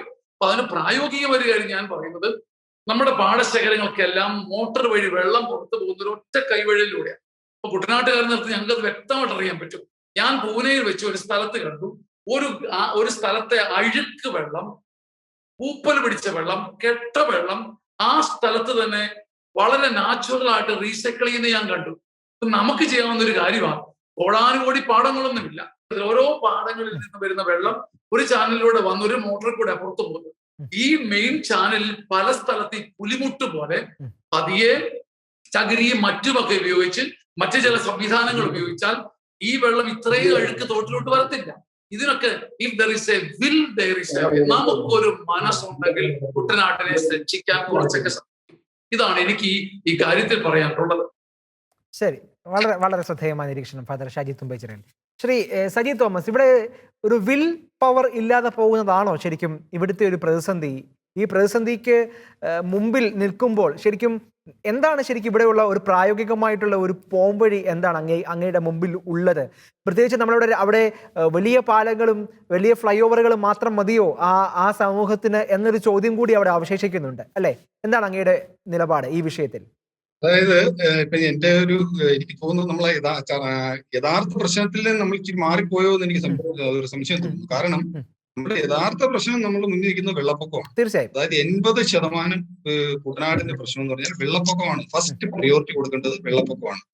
അപ്പം ഈ വെള്ളപ്പൊക്കമായിട്ട് ബന്ധപ്പെട്ട ഒരു സംവിധാനങ്ങളാണ് നമുക്ക് അത്യാവശ്യമായിട്ട്. അങ്ങനെ ചോദ്യം ഒന്നുകൂടെ ആവർത്തിക്കോ ചോദ്യം. അതായത് ഈ പ്രതിസന്ധികൾക്ക് മുമ്പിൽ അങ്ങ് പറഞ്ഞതുപോലെ വെള്ളപ്പൊക്കം ഉൾപ്പെടെയുള്ള പ്രതിസന്ധികൾ ഈ നാട്ടിലുണ്ട്. ഇതിന് നമുക്ക് പ്രായോഗികമായിട്ട് എന്ത് പ്രതിവിധിയാണ് നമ്മുടെ മുമ്പിലുള്ളത്? അത് കേവലം ജനപ്രതിനിധികളുടെ മാത്രം ഉത്തരവാദിത്വമാണോ, അതോ ജനങ്ങൾക്ക് മൊത്തം എന്തൊക്കെ കാര്യങ്ങളിൽ ഈ വിഷയങ്ങളിൽ പോസിറ്റീവായ ഇടപെടലുകൾ നടത്താൻ സാധിക്കുമെന്നതാണ് ചോദ്യം. ഇതായത് ഞാൻ മുമ്പ് പറഞ്ഞ പോലെ ഈ നദികളിൽ കൂടി ഒഴുകി വരുന്ന വെള്ളം ആ ഫ്രീ ഫ്ലോ വരുന്ന വഴിയിൽ നേരെ കടലിലേക്ക് പോവുകയാണെങ്കിൽ ഈ പ്രശ്നങ്ങളൊന്നും ഉണ്ടാകുന്നില്ല. അപ്പം ഇതിന് എന്തെങ്കിലും ഒബ്സ്റ്റക്കിൾസ് വരുമ്പോഴാണ് ഈ പ്രശ്നം ഉണ്ടാകുന്നത്. ഒന്ന് ഒരുപക്ഷെ കടലിലെ വേലിയേറ്റമോ അല്ലെങ്കിൽ സൂപ്പർമോ. ഇപ്പം നമ്മളൊരു പ്രശ്നം കണ്ടു ഈ കുറച്ച് ദിവസങ്ങൾക്ക് മുമ്പ്, ഒരു വെള്ളപ്പൊക്കത്തിനെ അഭിമുഖീകരിച്ച് കുട്ടനാടിൽ അത്ഭുതമായിട്ട് തോന്നി എനിക്ക്. കുറച്ച് ദിവസം മുമ്പ് ഒരു വെള്ളപ്പൊക്കം. അപ്പം അതിന് കാരണം സൂപ്പർ മൂൺ പോലുള്ള പ്രതിഭാസങ്ങൾ വന്നു, വെള്ളം കടലിലേക്ക് പോകുന്നില്ല എന്ന് പറഞ്ഞു. അപ്പം പിന്നെ തോട്ടപ്പള്ളിയും തണ്ണീർമുഖം പോലുള്ള ബണ്ടുകൾ. അപ്പൊ തോട്ടപ്പള്ളിയിലെ മണ്ണ് മാറ്റൽ എന്നുള്ളത് വളരെ പ്രധാനപ്പെട്ട ഒരു കാര്യമാണ്. അത് ഇപ്പോഴേ എല്ലാ സമയത്തല്ല, ഇപ്പോഴത്തൊട്ടേ ചെയ്യേണ്ടതാണ്. മണ്ണ് അത്യാവശ്യമായിട്ട് മാറ്റുക. പിന്നെ രണ്ടാമത് നമ്മൾ ആദ്യം സംസാരിച്ച സുഹൃത്ത് പറഞ്ഞതുപോലെ ഒരു പമ്പിംഗ് ഓപ്ഷൻ നമുക്ക് വേണമെങ്കിൽ ആലോചിക്കാവുന്നേ ഉള്ളൂ. കാരണം എന്ന് പറഞ്ഞാൽ ഒരു ഹൈ കപ്പാസിറ്റി പമ്പുകൾ ഫിറ്റ് ചെയ്തിട്ട് വരുന്ന വെള്ളത്തിനെ കടലിൽ സ്വാഭാവികമായിട്ടും കടലിൽ വെള്ളത്തെ വലിച്ചെടുക്കുന്നില്ലാത്ത പക്ഷം നമുക്ക് അത് മെക്കാനിക്സ്ഡ് ആയിട്ട് ചെയ്ത് ഈ വെള്ളത്തിന് കടലിലേക്ക് തള്ളിക്കളയാം. അപ്പോൾ അത് ഒരു പ്രാവശ്യം ഒരു പമ്പ് ഇൻസ്റ്റാൾ ചെയ്യുക, പിന്നെ അത് through out the year work ചെയ്യേണ്ട ആവശ്യമില്ല. വളരെ ചുരുക്കം ഇതുപോലുള്ള ക്രിട്ടിക്കൽ സ്റ്റേജ് വരുമ്പോൾ ഉപയോഗിക്കുക. അപ്പൊ അതൊരു സംവിധാനമാണ്. പിന്നെ രണ്ടാമത് നമ്മൾ പാലങ്ങളൊക്കെ പണിയുന്നു, പിന്നെ ഇടത്തോടുകളിലെ പോളകൾ നിറയുന്നു. പാലങ്ങൾ പണിയുമ്പോൾ അതിന്റെ ആ പില്ലറുകൾ ഹൈഡ്രോഡൈനാമിക് ആയിട്ട് പണിയുവാണെങ്കിൽ, അല്ലെങ്കിൽ നിലവിലുള്ള പാലങ്ങളുടെ പില്ലറുകളെ എങ്ങനെ നമുക്ക് അതിനെ കൺവേർട്ട് ചെയ്യാം, അവിടെ ഒന്ന് വെള്ളം വന്ന് തടഞ്ഞു നിൽക്കാതെ അതിനെ ഫ്രീ ആയിട്ട് ഒഴുകി പോകാനായിട്ട് ഏത് രീതിയിൽ അതിന്റെ മോഡൽ ചേഞ്ച് ചെയ്യാം, ഈ രീതിയിലുള്ള പഠനങ്ങൾ ഒക്കെ നമുക്ക് ചെയ്യേണ്ട അത്യാവശ്യമാണ്. പിന്നെ പൊഴിയൊക്കെ നവീകരിക്കുക, അതിൽ ആഴക്കൂട്ടത്തിൽ ഞാൻ ഓൾറെഡി പറഞ്ഞു കഴിഞ്ഞു. പിന്നെ ഇത് നമ്മുടെ നാട്ടിലെ പോള, ഈ ഇടത്തോടുകളിലെ പോള കാലാകാലങ്ങളിൽ മാറിക്കൊണ്ടിരുന്നില്ലെങ്കിൽ ഒഴുക്കിന് അത് തടസ്സം. അപ്പൊ നമുക്ക് അത്യാവശ്യമായിട്ട് വേണ്ടതെന്ന് വെച്ച് കഴിഞ്ഞാൽ ഓരോ ഏരിയയ്ക്കും, അതായത് ഓരോ പഞ്ചായത്തോ അല്ലെങ്കിൽ അങ്ങനെയുള്ള ഏതെങ്കിലുമൊക്കെ ഒരു ഏരിയയ്ക്കായിട്ട് ഈ പോള വാരാനുള്ള സംവിധാനങ്ങൾ ഒന്നുകിൽ ഒരു ഗവൺമെന്റ് ആളുകളെ നിർത്തി അവരെ കൊണ്ട് വാരിക്കുക, അവർക്കൊരു ജോലിയും കൂടെ ആവും. ഒന്നാമത് ജോലി മേഖല വളരെ കുറഞ്ഞ സ്ഥലങ്ങളിൽ ഒന്നാണ് കുട്ടനാട്. അപ്പം അല്ലെങ്കിൽ പിന്നെ ചെയ്യാന്ന് വെച്ച് കഴിഞ്ഞാൽ ചെറിയ മെഷീനുകൾ ഈ പോളനെ അരിഞ്ഞ് കളഞ്ഞ് ഇതായിട്ട് വളമായിട്ട് ഉപയോഗിക്കാവുന്ന ഏതോ മെഷീനുകളെ കുറിച്ചൊക്കെ ഞാൻ കഴിഞ്ഞിടയ്ക്ക് കണ്ടു, നമ്മുടെ നാട്ടിൽ എവിടെയോ ഒന്നിട്ട് സ്ഥലത്ത് കണ്ടു. അത് റീജിയണൽ വൈസ് ഓരോരോ ഏരിയകളിൽ ഓരോരോ മെഷീൻ ഇൻസ്റ്റാൾ ചെയ്താലേ ഇതിന് ഒരു പരിഹാരം. ശരി, അപ്പം അതാണ് അവിടെ അങ്ങേക്ക് നിർദ്ദേശിക്കാനുള്ള പ്രായോഗികമായ ചില ഇത്. പക്ഷെ എൻ്റെ ചോദ്യം ഇതാണ് ശ്രീ സജി തോമസ്, ഈ കാര്യങ്ങളൊക്കെ അവിടെ ജനപ്രതിനിധികൾക്ക് അറിയാത്ത കാര്യമൊന്നുമില്ലല്ലോ. അവർ ആ നാട്ടിൽ ജനിച്ച് ജീവിച്ച് മുന്നോട്ട് പോകുന്ന ആളുകളല്ലേ. ഇപ്പോഴും ഈ പറയുന്ന അങ്ങ് ഉൾപ്പെടുന്ന സമൂഹത്തിന് ഇതൊക്കെ അവരോട് പറയിക്കേണ്ടി വരുന്നത് ശരിക്കും അതൊരു ദൗർഭാഗ്യകരമായിട്ടുള്ള ഒരു അവസ്ഥ കൂടിയല്ലേ? അങ്ങ് ഒരു വ്യക്തി എന്ന നിലയിൽ എങ്ങനെയാണ് അതിനെ നോക്കിക്കാണുന്നത്? ഇത് അതായത് ഒരു കോർഡിനേഷന്റെ അഭാവമുണ്ട്. അതായത് കുട്ടനാട് പോലുള്ള മണ്ഡലങ്ങളിൽ ബഹുമാനപ്പെട്ട MP പണ്ട് എന്നോട് പറഞ്ഞ ഒരു കാര്യം എന്റെ ഓർമ്മയിലുണ്ട്. അദ്ദേഹം പറഞ്ഞു എന്ത് ചെയ്താലും ഒന്നും കാണാനില്ല, അങ്ങനത്തെ ഒരു മണ്ഡലമാണ് കുട്ടനാട്. കാരണം വെച്ചാൽ അതുപോലെ അങ്ങ് കിടക്കുകയാണ്, ജനസാന്ദ്രത കുറവാണ്. അപ്പോഴത്തേക്ക് ഒരു കോർഡിനേഷൻ ഒരു കമ്മിറ്റിയാണ് അത്യാവശ്യമുണ്ട്. അതായത് വിവിധ വിഭാഗങ്ങളെ കോർഡിനേറ്റ് ചെയ്യിപ്പിച്ച് കൊണ്ടുപോകാനുള്ള സംവിധാനം. പിന്നെ ഓരോ ആൾക്കാരും വിചാരിക്കുക അച്ഛൻ പറഞ്ഞതുപോലെ എന്റെ വീടിന്റെ ഫ്രണ്ട് വശം അല്ലെ എന്റെ സ്ഥലം ഉള്ള പോളകൾ വരികയാണെങ്കിൽ ഞാനത് വാരി മാറ്റണം, അല്ലെങ്കിൽ ഒരാള് നിർത്തി മാറ്റണം, അല്ലെങ്കിൽ ഞാൻ തന്നെ അല്ലെങ്കിൽ ഒരു എന്റെ ഇടവകപ്പള്ളിയിൽ അച്ഛൻ ഞാൻ നാട്ടിലെ കുട്ടികളെ എല്ലാവരും കൂടെ യോജിപ്പിച്ച് പുള്ളിയെ പോള വാരാനുള്ള മുന്നിട്ടിറങ്ങി. അത്രയ്ക്ക് മഹത്തായ ഒരു കാര്യം ചെയ്തു. അപ്പം ഇതാണ് വളരെ അത്യാവശ്യം. ജനങ്ങളുടെ ശ്രദ്ധ ഇപ്പൊ ഈ പുതിയ മൂവ്മെന്റ് ജോൺസൺ ഒക്കെ പോലുള്ള ഒരു പുതിയ മൂവ്മെന്റുകളുമായിട്ട് വന്നു. ഇത് വളരെ അത്യാവശ്യമാണ്. അവരെ ഞാൻ അഭിനന്ദിക്കുകയാണ്. കാരണം ഇപ്പോഴാണ് കുട്ടനാടിന്റെ സ്വരം വെളിയിലേക്ക് കേൾക്കാൻ പോകുന്നു. ഞാൻ ഈ ഒരു സുഹൃത്തുമായിട്ട് ഇപ്പൊ കുറച്ച് മുമ്പ് സംസാരിച്ചപ്പോൾ അവർ പറഞ്ഞ് ഇതില് രാഷ്ട്രീയമുണ്ട്. ഞാൻ പറഞ്ഞു സുഹൃത്തെ, ഇത് ഒരു ജനതയുടെ ജീവനം, ഒരു നിലനിൽപ്പിന്റെ പ്രശ്നമാണ്. നിങ്ങൾ ഒരിക്കലും ആ രീതിയിൽ ചിന്തിക്കരുത്. ഇതിൽ ഒരു രാഷ്ട്രീയം ഉണ്ടെന്ന് എനിക്ക് തോന്നുന്നില്ല. അതുകൊണ്ട് ഈ ജനതയുടെ നിലനിൽപ്പിന്റെ വിഷയമാണ്. അതായത് നമ്മുടെ അന്നമൂട്ടുന്ന ഒരു വിഭാഗത്തിനെ നമ്മൾ സംരക്ഷിക്കാനുള്ള ത്രാണി നമുക്കില്ലെങ്കിൽ നമ്മൾ പാലമോ ഹൈടെക് സിറ്റികളോ ഉണ്ടാക്കിയിട്ട് എന്ത് പ്രയോജനമാണുള്ളത്?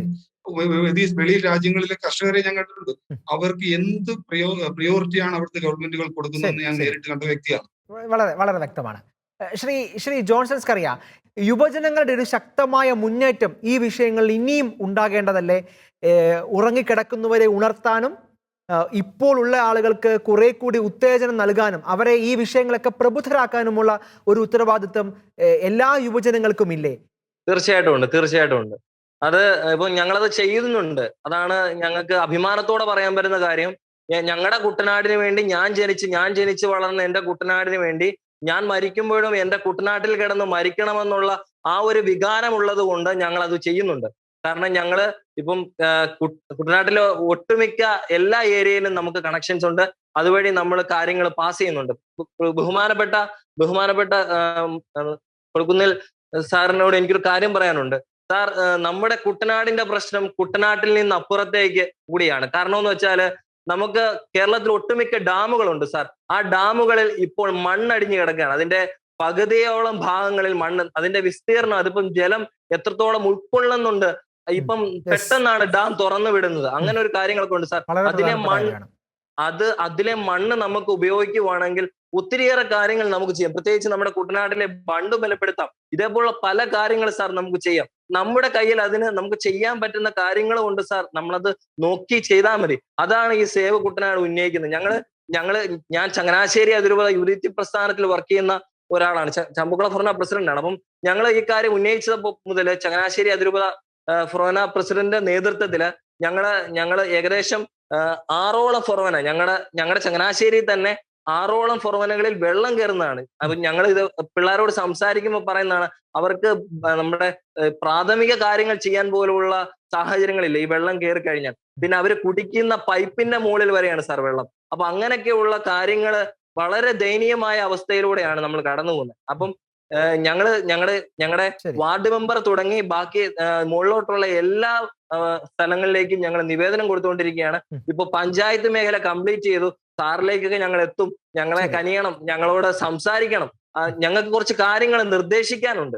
അത് ഞങ്ങളെ കേൾക്കണം. കാരണം ഈ സേവ് കുട്ടനാട് ഒരിക്കലും രാഷ്ട്രീയപരമായ ഒരു മുന്നേറ്റമല്ല. അത് ബഹുമാനപ്പെട്ട ഇതെന്നെ കേൾക്കുന്ന ശ്രോതാക്കൾ നിങ്ങൾ മനസ്സിലാക്കണം. കുട്ടനാടെന്ന് പറയുന്നത് ഒരു വേദനയാണ്. കുട്ടനാട് നെല്ലറയാണ്. ഇപ്പൊ അത് കല്ലറയാവാൻ പോകുന്നു എന്ന തിരിച്ചറിവാണ്. അതിനുവേണ്ടിയുള്ള ഒരു പോരാട്ടമാണ്. ഇതിൽ രാഷ്ട്രീയമില്ല. പല രാഷ്ട്രീയത്തിൽ പ്രവർത്തിക്കുന്നവരുണ്ട്, പല മതത്തിൽ വിശ്വസിക്കുന്നുണ്ട്. എല്ലാവരുടെയും വികാരം കുട്ടനാടാണ്, കുട്ടനാട് ലക്ഷ്യം. അതിനൊരു സമഗ്രമായ പദ്ധതികളുമായിട്ടാണ് ഈ നിവേദനം ഉൾപ്പെടെ ഞങ്ങൾ മുന്നോട്ട് വരുന്നത്. അപ്പം ഞങ്ങളുടെ ബഹുമാനപ്പെട്ട അധികാരികൾ ഞങ്ങളെ കേൾക്കാൻ തയ്യാറാവണം സാർ. പിന്നെ നടപടികൾ ഉണ്ടാവുമെന്ന് എല്ലാവരും പറയുന്നുണ്ട് സാർ. കുട്ടനാട് പലപ്പോഴും ഒരു കറവപ്പശുവായി മാറാറുണ്ട്. പലർക്കും കറന്നെടുക്കാൻ പറ്റുന്ന ചില ഇലക്ഷന് വേണ്ടി മാത്രം. ഒരു നിമിഷം ശ്രീ ജോൺസൺ, ഒരു കാര്യം ചോദിച്ചോട്ടെ. ഇപ്പോൾ നമ്മുടെ മൺസൂൺ നമ്മുടെ മുമ്പിൽ എത്തിയിട്ടുണ്ട്. ഇനിയും ഒരു വലിയ ഒരു ശക്തമായ മഴ കേരളത്തിൽ അങ്ങോളം ഇങ്ങോളം വരികയാണ്. ശരിക്കും ഇപ്പോൾ ആസ് ഓഫ് നൗ കുട്ടനാട്ടിലുള്ള ജനങ്ങളുടെ ആശങ്ക വളരെയധികം വർദ്ധിച്ചിട്ടില്ലേ? ശരിക്കും അവർ എങ്ങനെയാണ് ഇനി ഈ ഒരു മൺസൂൺ കാലത്ത് നോക്കിക്കാണുന്നത്? അവരുടെ ഒരു ആശങ്ക ഏറിയിട്ടില്ലേ ഈ ഒരു സമയത്ത്? തീർച്ചയായിട്ടും കുട്ടനാട്ടിൽ ഇപ്പൊ എല്ലാവരും പേടിച്ചു കഴിയാണ്. കാരണം എന്ന് വെച്ചാൽ ഇനിയും ഒരു 2018 നമ്മളിപ്പം വാർത്തകളിലൊക്കെ കാണുമ്പോൾ ഡാമിലെ വെള്ളത്തിന്റെ അളവ് കൂടുതലാണ്, പക്ഷെ ഇപ്പൊ കാലാവസ്ഥ പറയുന്ന അനുസരിച്ച് മഴ കുറവായിരിക്കും എന്നൊക്കെ പറഞ്ഞാൽ ഞങ്ങളുടെ ഉള്ളിൽ പേടിയാണ്. കാരണം ഞങ്ങളുടെ വീട്ടില് വെള്ളം കയറിയ ഈ കൊറോണയുടെ സമയത്ത് ഞങ്ങൾ എങ്ങോട്ട് പോകും? ഞങ്ങളെ ഞാൻ കഴിഞ്ഞ വർഷം സാറ് കണ്ടതാണ്, ലോറികളിലൊക്കെ അടുക്കടുക്കെയാണ് കുട്ടനാട്ടിൽ നിന്ന് ആൾക്കാർ ഇത്തവണ അങ്ങനെ ഒരു പലായനത്തിന് പോലും ഞങ്ങളെ കൊണ്ട് സാധിക്കാത്തൊരവസ്ഥയാണ്, പ്രത്യേകിച്ച് ഈ മഹാമാരി ഇങ്ങനെ നിൽക്കുന്ന സമയത്ത്. അപ്പം ഞങ്ങൾക്ക് ചെയ്യാൻ പറ്റുന്ന കാര്യം, ഞങ്ങള് കൊടുക്കുന്നിൽ സാറിനെ പോലുള്ളവരുടെയൊക്കെ പേജിലൊക്കെ വന്ന് സേവ് കുട്ടനാട് ഹാഷ്ടാഗ് അടിക്കുന്ന ഒത്തിരി പേരുണ്ട് സാർ. അത് മുതിർന്നവർ മുതൽ താഴെയുള്ളവർ വരെ ഉണ്ട്. കാരണം ഞങ്ങൾക്കൊരു നടപടി ഉണ്ടാവണം സാർ. നമുക്കിപ്പം ഇപ്പൊ പെട്ടെന്ന് പ്രായോഗികമായിട്ട് ചെയ്യാൻ പറ്റുന്ന കാര്യമല്ല സാർ. തോട്ടിലെയും ആറ്റിലെയും ഈ മണ്ണ് വാരിയിടുക, അത് നമുക്ക് വേണമെങ്കിൽ കുറച്ച് JCB കൊണ്ട് വേണമെങ്കിൽ ഒരു പ്രഹസനം പോലെ കാണിച്ചു വെച്ചിട്ട് പോകാം. പക്ഷെ നമുക്ക് വേണ്ടത് ഇത് അടിയന്തരമായിട്ട് നമുക്ക് വേണ്ടത് ഒരു പമ്പിംഗ് സിസ്റ്റമാണ്. പ്രത്യേകിച്ച് ഈ ട്രെജറുകൾ ഉപയോഗിച്ച് നമ്മുടെ തോട്ടിലെയും ആറ്റിലെയൊക്കെ മണ്ണുകൾ വലിച്ചെടുക്കണം സാർ. അത് നമ്മുടെ കണ്ടങ്ങളിലേക്ക്, എക്കൽ മണ്ണ് എപ്പോഴും കുട്ടനാട്ടിലെ വളക്കൂറാണ്. ആ മണ്ണ് ഉപയോഗിച്ച് നമ്മൾ വെള്ളപ്പൊക്കത്തിന് ശേഷം കുട്ടനാട്ടിലെ നെല്ല് കൊയ്ത് കൂടിയ അതിന്റെ റിസൾട്ട് നോക്കുകയാണെങ്കിൽ വളരെ കൂടുതലാണ്. അപ്പം ഈ എക്കൽ മണ്ണ് കൊണ്ട് അന്നമൂട്ടുന്നവരാണ് നമ്മൾ. അപ്പൊ ഈ എക്കൽ മണ്ണ് നമുക്ക് ഉപയോഗിക്കാം. പണ്ട് നമ്മുടെ കുട്ടനാട്ടിൽ കട്ട വാരുന്ന ഒരു പരിപാടി, അതൊക്കെ നിന്നുപോയി. ഇപ്പം എന്റെയൊക്കെ തോട്ടിലോട്ട് ഇറങ്ങിക്കഴിഞ്ഞ പണ്ട് അച്ഛൻ പറഞ്ഞതുപോലെ വലിയ കെട്ടുവള്ളം പോകുന്ന തോട്ടിൽ ഇപ്പൊ ഒരു കൊച്ചുവെള്ളം പോകാൻ പറ്റാത്ത ഒരു അവസ്ഥയിലൂടെയാണ് ഇപ്പൊ തോടും. പിന്നെ നമ്മുടെ ആറുകളൊക്കെ ഒന്ന് എടുത്തു നോക്കാം. വിയ്യപുരം അവിടേക്കൊക്കെ പോയി കഴിഞ്ഞാൽ നടുക്ക് വരെ, ഏകദേശം ഒരു ആറിന്റെ നടുക്ക് വരെ ഈ എക്കല് ചെളി അടിഞ്ഞു കിടക്കുകയാണ്. അങ്ങനത്തെ ഒരു അവസ്ഥയിലൂടെയാണ് ഇത് പോകുന്നത്. അപ്പം നമ്മൾ ഇത് വളരെ ശ്രദ്ധിക്കണം. അല്ല ഇപ്പം നമ്മുടെ സൈച്ചേട്ടായി പറഞ്ഞ പോലെ ഇപ്പം ഈ വെള്ളം ഈ മെയ് മാസത്തിലെ ഞങ്ങള് ഫേസ് ചെയ്തു. കാരണം ഈ വെള്ളം കടൽ ശോഭിച്ചിരിക്കുന്ന അവസ്ഥയിലും ഈ വെള്ളം ഇറങ്ങി പോകത്തില്ല. കാരണം ഈ വെള്ളം കഴിഞ്ഞ വർഷങ്ങളിലൊക്കെ ഈ പ്രതിഭാസം ഉണ്ടായിരുന്നോ, അതോ ഈ വർഷമാണോ അത് കാണുന്നത്? ഇതേ നമുക്ക് ഈ 2018 മുതൽ ഈ പ്രതിഭാസം നിലവിലുണ്ട്. കാരണം എന്ന് വെച്ചാൽ 2018 അല്ല, അതിന് മുമ്പ് മുതൽ നമ്മൾ ഏഷ്യാനെറ്റ് റിപ്പോർട്ട് ചെയ്ത ഒരു ന്യൂസിലുണ്ട്. ശരി, ഞാൻ തിരിച്ചു വരാം. ശ്രീ കൊടിക്കുന്നിൽ സുരേഷ്, ചർച്ചയുടെ ഏറ്റവും അവസാന ഘട്ടത്തിലേക്ക് നമ്മൾ പോവുകയാണ്. ധാരാളം കുട്ടനാട്ടിലെ ജനങ്ങൾ ഈ ചർച്ച ഈ സമയത്ത് കണ്ടുകൊണ്ടിരിക്കുക കൂടിയാണ്. ശരിക്കും അവർ വലിയൊരു ആശങ്കയിലാണ്. അവരുടെ മുമ്പിൽ വളരെ ഭയപ്പെടുത്തുന്ന ചില ഓർമ്മകൾ, 2018 ഓർമ്മകൾ, ലോറിയിലും മറ്റും ടിപ്പർ ലോറികളിലും മറ്റുമൊക്കെ ആയിട്ട് ചങ്ങനാശ്ശേരിയിലേക്കും മറ്റു സ്ഥലത്തേക്കുമൊക്കെ അവർ മാറിയതിൻ്റെ, അല്ലെങ്കിൽ അവരുടെ വീട് മുങ്ങിപ്പോയതിൻ്റെ ഒക്കെ ഓർമ്മകൾ അവരുടെ മുന്നിൽ ഒരു പേടിപ്പെടുത്തുന്ന നൊമ്പരമായി നിൽക്കുന്ന ഈ സമയത്ത് ശരിക്കും എല്ലാ രാഷ്ട്രീയ നേതാക്കളും ഒന്നിച്ച് MP-യും MLA-യും ജില്ലാ കളക്ടറും മുഖ്യമന്ത്രിയും ജനപ്രതിനിധികളും തദ്ദേശ സ്വയംഭരണ സ്ഥാപനങ്ങൾ അധികാരികളും എല്ലാം കൂടെ ഒരുമിച്ച് ഈ പ്രശ്നങ്ങളിലൊക്കെ സജീവമായ ഒരു ഇടപെടൽ, അത് അങ്ങയുടെ നേതൃത്വത്തിൽ തന്നെ അത്തരത്തിലുള്ള ഇടപെടലിന് നമുക്ക് പ്രതീക്ഷിക്കാൻ സാധിക്കുമോ ശ്രീ കൊടിക്കുന്നിൽ സുരേഷ്? തീർച്ചയായിട്ടും ഞാൻ അത്തരത്തിലുള്ള ഇടപെടലുകൾ ശക്തമായി നടത്തിക്കൊണ്ടിരിക്കുന്ന ഒരു ജനപ്രതിനിധിയാണ്. തീർച്ചയായിട്ടും ഒരു പാർലമെന്റ് അംഗം എന്ന നിലയിൽ അക്കാര്യത്തിൽ ഒരുപാട് പരിമിതികളുണ്ട്. കാരണം ഈ പ്രവർത്തനങ്ങളെല്ലാം നടക്കേണ്ടത് സംസ്ഥാന ഗവൺമെന്റ് കീഴിലാണ്. സ്വാഭാവികമായും കേന്ദ്ര ഗവൺമെന്റിന് ഇക്കാര്യത്തിൽ ഇടപെടുക എന്ന് പറയുന്നത് വളരെ പരിമിതികളുണ്ട്. എന്തുകൊണ്ടെന്നാൽ ഇവിടെ നടക്കുന്ന പ്രവർത്തനങ്ങൾക്ക് ആവശ്യമായ ഫണ്ടിങ്, സാമ്പത്തിക സഹായം ഏതെങ്കിലും ഉണ്ടെങ്കിൽ അത് സ്റ്റേറ്റ് ആവശ്യപ്പെട്ടാൽ അത് നേടിക്കൊടുക്കുക, അല്ലെങ്കിൽ അത് എളുപ്പം അത് സാങ്ഷൻ ചെയ്ത് കൊടുക്കുക എന്നുള്ള ഒരു റോൾ മാത്രമാണ് MP-ക്കുള്ളത്. ബാക്കിയുള്ളതെല്ലാം തന്നെ സംസ്ഥാന ഗവൺമെന്റിന്റെ അധികാര പരിധിയിൽ വരുന്ന കാര്യങ്ങളാണ്. സംസ്ഥാന ഗവൺമെന്റ് ഞാൻ നേരത്തെ ചൂണ്ടിക്കാണിച്ച വിവിധ ഡിപ്പാർട്ട്മെന്റുകളുടെ കോർഡിനേഷനോടുകൂടി നടക്കേണ്ട കാര്യങ്ങളാണ്. അത്തരം കാര്യങ്ങൾ എന്റെ ശ്രദ്ധയിൽപ്പെടുന്നതെല്ലാം തന്നെ ബന്ധപ്പെട്ട മന്ത്രിമാർക്ക് കത്ത് മുഖേനയും നേരിട്ടോ അതുപോലെ മുഖ്യമന്ത്രി വിളിച്ചു കൂടുന്ന MPs കോൺഫറൻസിലും ഞാൻ ഈ കാര്യങ്ങൾ സമയാസമയങ്ങളിൽ ശ്രദ്ധയിൽപ്പെടുത്താറുണ്ട്. എനിക്ക് മന്ത്രിമാരിൽ നിന്ന് മറുപടി ലഭിക്കാറുണ്ട്. എനിക്ക് ലഭിക്കുന്ന മറുപടികൾ എന്നെ നിവേദനം ഏൽപ്പിക്കുന്നവർക്ക് അത് അയച്ചു കൊടുക്കാറുണ്ട്. അതിന്റെ ഫോളോ അപ്പ് നടത്താറുണ്ട്. ഞാൻ ശ്രീ ജോൺസൺ സ്കറിയ ഇവിടെ പറഞ്ഞ 1-2 കാര്യങ്ങൾ കൂടി മറുപടി അദ്ദേഹം പറഞ്ഞു. തീർച്ചയായും ഞാൻ ജോൺസൺ സ്കറിയയ്ക്ക് ഉറപ്പ് നൽകുന്നു, കുട്ടനാടിന്റെ സേവ് കുട്ടനാട് ആളുകൾ, അല്ലെങ്കിൽ ശ്രീ ജോൺസൺ സ്കറിയ നേതൃത്വത്തിലുള്ള സേവ് കുട്ടനാട്, നിങ്ങൾ ഏത് സമയത്ത് എന്റെ സാന്നിധ്യം, ഏത് സമയത്ത് ഞാനുമായി ഈ വിഷയങ്ങൾ ചർച്ച ചെയ്യണമെന്ന് ആവശ്യപ്പെട്ടാൽ ആ സമയത്ത് കൃത്യമായി എത്താൻ എനിക്ക് യാതൊരു മടിയുമില്ല. നിങ്ങളുടെ അഭിപ്രായങ്ങൾ കേൾക്കാൻ, നിങ്ങളുടെ നിർദ്ദേശങ്ങൾ കേൾക്കാനും, നിങ്ങൾ പറയുന്ന ഏത് കാര്യങ്ങൾക്ക് വേണ്ടിയും മുൻപന്തിയിൽ നിൽക്കാൻ, കുട്ടനാടിന് വേണ്ടി നിൽക്കാൻ യാതൊരു മടിയുമില്ലാത്ത ഒരാളാണ് ഞാൻ. അത് ഉറപ്പ് നൽകുന്നു. നിങ്ങൾക്ക് എപ്പോ വേണമെങ്കിലും സ്വാഗതം, ഏത് സമയത്ത് വേണമെങ്കിലും എന്നെ വിളിക്കാം. നിങ്ങൾ എന്നെ കാണാൻ ഇങ്ങോട്ട് വരണ്ട, ഞാൻ നിങ്ങളെ കാണാൻ അങ്ങോട്ട് വരാം. എപ്പോ വരണം, ഏത് സമയത്ത് വരണം എന്ന് നിങ്ങൾ നിശ്ചയിച്ചാൽ മതി. ഞാൻ റെഡിയാണ്, ഞാൻ ഒരുക്കമാണ്. ഞാൻ മനസ്സിൽ അറിയിക്കാൻ ആഗ്രഹിക്കുന്നത്, ഒരാഴ്ചയിൽ മിനിമം, മിക്കവാറും ഒരാഴ്ചയിൽ 7 ദിവസം ഉണ്ടെങ്കിൽ മിക്കവാറും 5 ദിവസവും കുട്ടനാടിന്റെ വിവിധ ഭാഗങ്ങളിൽ പല പല പരിപാടികൾക്കായിട്ട്, പല വിശേഷങ്ങൾക്കായിട്ട്, പല പല ദുരന്തങ്ങളിലും അതും ഇതൊക്കെ തന്നെ വന്നു പോകുന്നവരാണ്. ഈ കാലത്തുണ്ടായ വെള്ളപ്പൊക്കവും ഇപ്പോൾ ഉണ്ടായ വെള്ളപ്പൊക്കത്തിൽ ഞാൻ കുട്ടനാടിന്റെ പല ഭാഗവും സന്ദർശിച്ച് നേരിട്ട് കാണുകയും കളക്ടറുമായി ബന്ധപ്പെടുകയും ആവശ്യമായ നിർദ്ദേശം നൽകുകയും ചെയ്തതാണ്. അപ്പോൾ ഒരാഴ്ചയിൽ 7 ദിവസത്തിൽ 5 ദിവസവും കുട്ടനാട്ടിൽ വിവിധ 13 പഞ്ചായത്തുകളുള്ള കുട്ടനാടിന്റെ വിവിധ ഭാഗങ്ങളിൽ എവിടെയെങ്കിലുമൊക്കെ ഞാൻ വരാറുണ്ട്, പോകാറുണ്ട്, ആളുകളുമായി ബന്ധപ്പെടാറുണ്ട്, ജനപ്രതിനിധികളുമായിട്ട് ബന്ധപ്പെടാറുണ്ട്, നാട്ടുകാരുമായിട്ടും സാധാരണക്കാരുമായിട്ട് ബന്ധപ്പെടാറുണ്ട്. ഒരുപക്ഷെ കുട്ടനാട്ടിലെ ജനങ്ങൾ ഏറ്റവും കൂടുതൽ കാണുന്ന, അവരുടെ മുൻകാലങ്ങളിലെ ലോക്സഭാ അംഗങ്ങളുമായിട്ട് താരതമ്യപ്പെടുത്തുമ്പോൾ ഏറ്റവും കൂടുതൽ ഒരു സാന്നിധ്യമുള്ള ഒരു പാർലമെന്റ് അംഗമാണ് ഞാൻ. അതുകൊണ്ട് തന്നെ ലോറൻസ് കറിയോട് ഞാൻ പറയുന്നു, മായി ചേർന്ന് പ്രവർത്തിക്കുന്നതിന് എനിക്ക് യാതൊരു മടിയുമില്ല. നിങ്ങൾ ഏത് ഘട്ടത്തിൽ വരണമെന്ന് പറഞ്ഞാലും തീർച്ചയായും നിങ്ങൾ പറയുന്ന കാര്യങ്ങൾ കേൾക്കാനും അതനുസരിച്ച് മുന്നോട്ട് പോകാനും ഞാൻ ഒരുക്കമാണ് എന്ന് നിങ്ങൾ അറിയിക്കാൻ ആഗ്രഹിക്കുകയാണ്. ഇവിടെ വെള്ളപ്പൊക്കത്തിന്റെ കാര്യത്തിലേക്ക് വരാം. നമുക്ക് 2018 വെള്ളപ്പൊക്കവുമായി ബന്ധപ്പെട്ട് പല വിവാദങ്ങൾ ഇപ്പോൾ നിലനിൽക്കുകയാണ്. അത് ഡാമുകളെല്ലാം കൂടി ഒരു മുന്നറിയിപ്പില്ലാതെ ഒരുമിച്ച് തുറന്നുവിട്ടതാണ് വെള്ളപ്പൊക്കത്തിന് കാരണമെന്ന് വിശ്വസിക്കുന്ന നല്ലൊരു വിഭാഗം ജനങ്ങളുണ്ട്. എന്നാൽ ഡാം തുറന്നുവിട്ടല്ല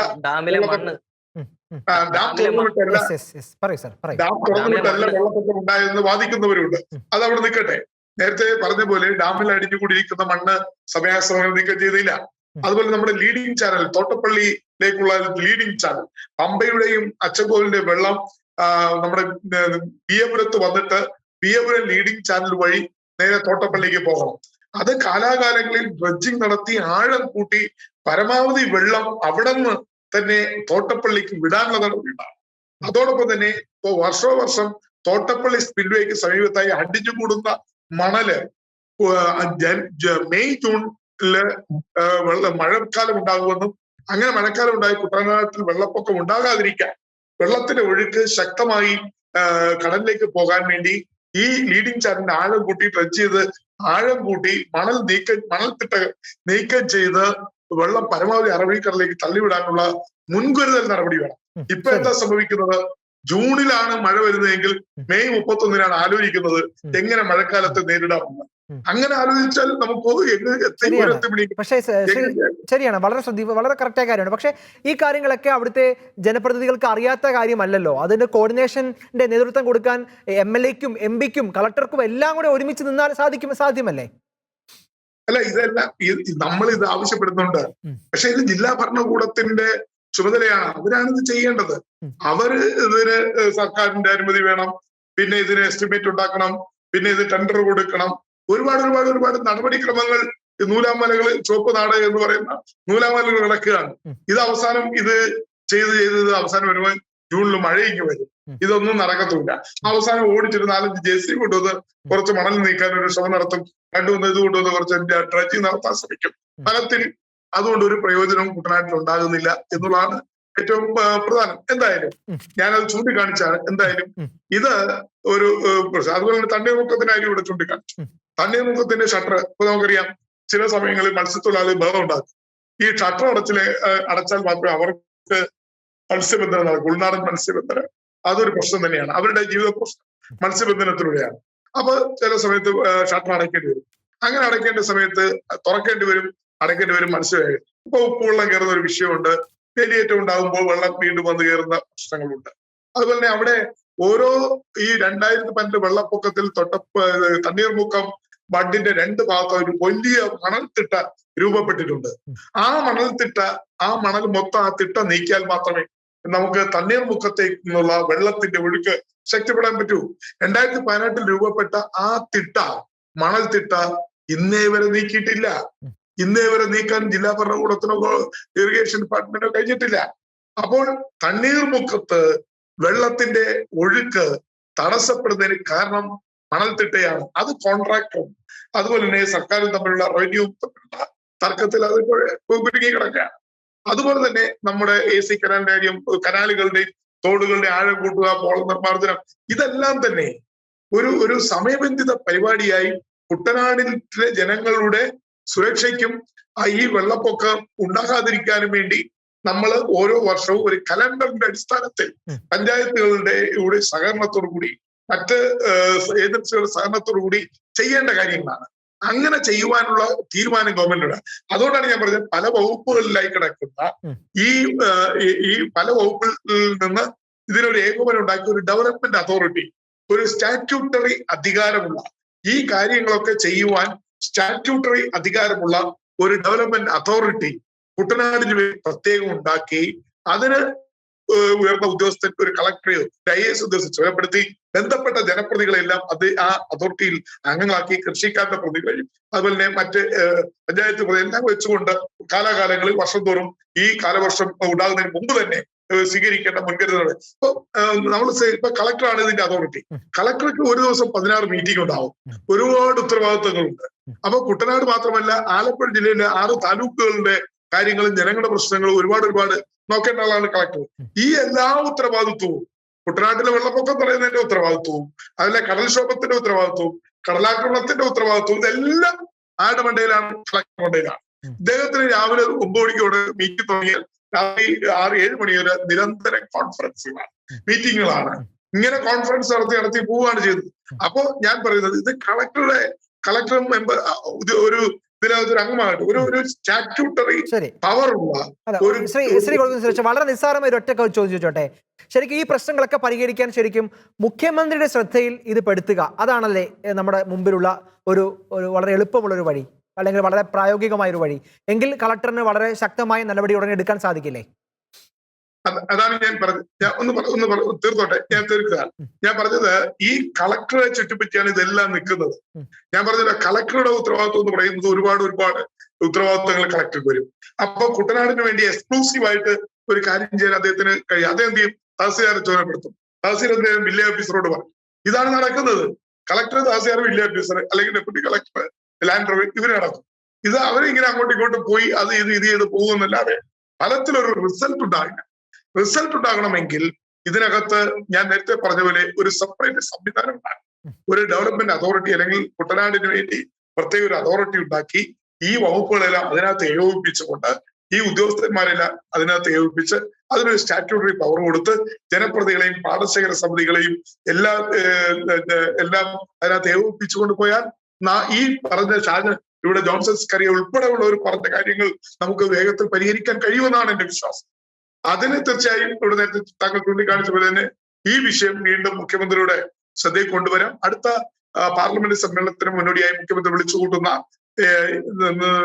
MP-മാരുടെ കോൺഫറൻസിന് ഇന്നത്തെ ഈ ചർച്ചയിൽ ഉണ്ടായിരിക്കുന്ന പൊതുവികാരവും നിർദ്ദേശങ്ങളും എല്ലാം സമർപ്പിക്കാം.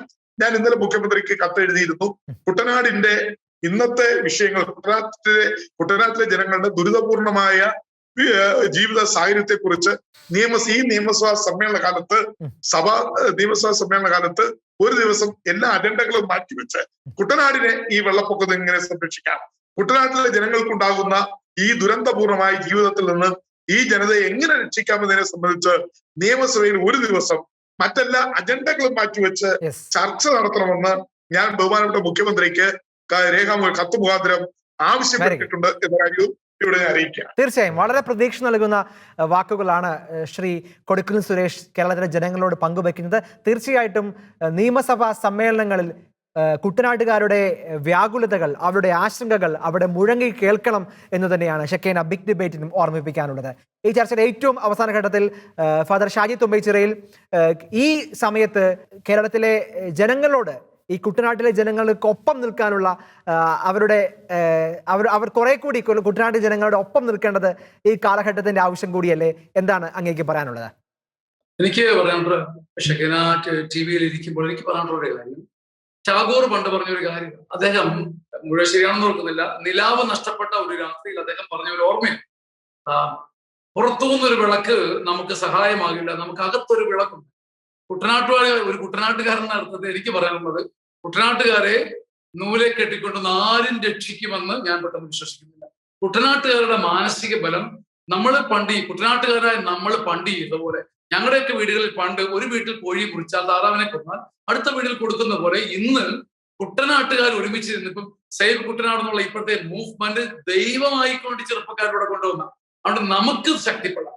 നമ്മളെ മൂന്നാമതൊരാൾ സഹായിക്കാൻ വേണ്ടി കാത്തിരുന്നിട്ട് ഒരത്ഭുതവും പെട്ടെന്നുണ്ടാകാൻ പോകുന്നില്ല. കാരണം നമ്മളെല്ലാം ഒരു സിസ്റ്റത്തിന്റെ ഇരകളാണ്.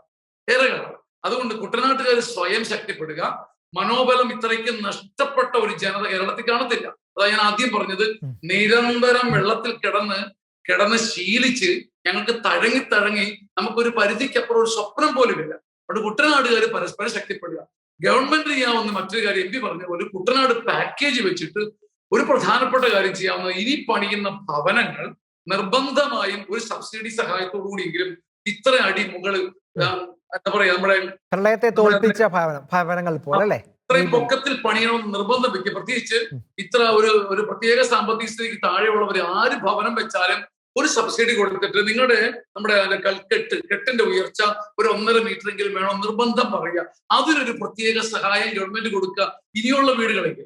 അങ്ങനെ അത്യാവശ്യം വെള്ളപ്പൊക്ക കാലഘട്ടത്തിൽ അകത്ത് പാമ്പ് കയറാതെയും പഴുതാര കയറാതെയും ഈ പാവപ്പെട്ട മനുഷ്യര് കേരളത്തെ ഇനി ഊട്ടട്ടെ, ഉറങ്ങാൻ സമ്മതിക്കട്ടെ. നമ്മൾ ഉറങ്ങുന്നതിന് പിന്നിൽ കുട്ടനാടുകാർ ഞങ്ങൾ കണ്ടിട്ടുണ്ട്. രാത്രിയിൽ അപ്പൻ ബണ്ട് തട്ടിപ്പോകുമോ എന്ന് പറഞ്ഞ് അമ്മയും ഞങ്ങളും കരഞ്ഞ് ബണ്ട് തട്ടിപ്പോയാൽ ജനതയുടെ മുഴുവൻ ചോറ് വെള്ളത്തിലാകും ഞങ്ങൾ കരഞ്ഞ് പ്രാർത്ഥിച്ച രാത്രികൾ ഉണ്ടായിട്ടുണ്ട്. അതുകൊണ്ട് നമുക്കിങ്ങനെ ചെയ്യാം. നമ്മുടെ ഭാഗത്തുനിന്ന് കുട്ടനാട്ടുകാരെ പരസ്പരം ശക്തിപ്പെടാൻ നമുക്ക് നോക്കാം. എന്റെ ഹൃദയത്തിൽ നിന്ന് ഞാൻ ഇത്രയും ജനിച്ചത് കൊണ്ട് മാത്രമല്ല, എന്റെ എഴുത്തിലൂടെ എല്ലാം ഞാൻ എന്റെ നാടിന് വേണ്ടി ചെയ്യാൻ ശ്രമിക്കുന്നുണ്ട്.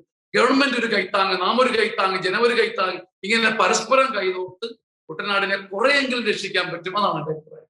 തീർച്ചയായും വളരെ വളരെ വളരെ പോസിറ്റീവായിട്ടുള്ള ഒരു ചിന്തയുമായിട്ടാണ് ഫാദർ ഷാജി തുമ്പൈച്ചിറയിൽ ചർച്ചയുടെ അവസാന ഘട്ടത്തിൽ നമ്മളോട് സംസാരിച്ചത്.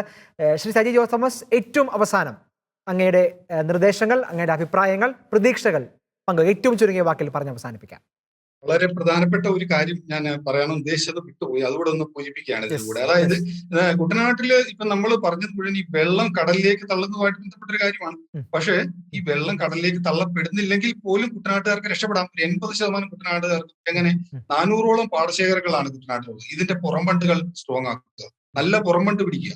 ഈ പുറംബണ്ട് പിടിച്ചാൽ ഈ ബണ്ടുകളുടെ ഉള്ളിലാണ് ഒരുമാതിരിപ്പെട്ട കുടുംബങ്ങളെല്ലാം താമസിക്കുന്നത്. അതുകൊണ്ട് ഈ പുറംബണ്ടിനെ ശക്തിപ്പെടുത്തേണ്ടത് വളരെ അത്യാവശ്യമാണ്. ഒന്നാം കുട്ടനാട് പാക്കേജ് കഴിഞ്ഞു, രണ്ടാമത്തെ കുട്ടനാട് പാക്കേജ് വരുന്നു. അപ്പം അതിനകത്ത് ചെയ്യേണ്ടത്, അത്യാവശ്യമായിട്ട് ചെയ്യേണ്ടത് പുറംബണ്ടുകളെ ശക്തിപ്പെടുത്തുക എന്നുള്ളതാണ്.